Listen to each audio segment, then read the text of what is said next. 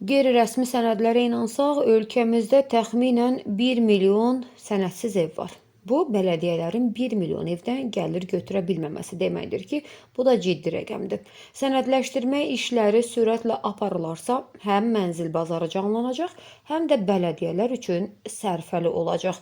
Bəs Azərbaycanda kupça, yəni sənəd almaq üçün nə qədər rüsum ödənilir? Mənzil üzərində mülkiyyət hüquqlarının dövlət qeydiyyatına alınması barədə elektron çıxarışın verilməsi üçün dövlət rüsumunun məbləği 50 manat təşkil edir.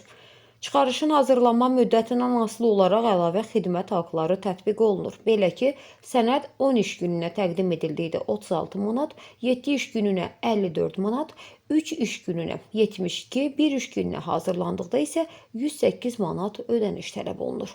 Mənzilə dair texniki sənədlərin, pasport və plan ölçünün verilməsi üçün 75 manat dövlət rüsumunun ödənilməsi tələb olunur.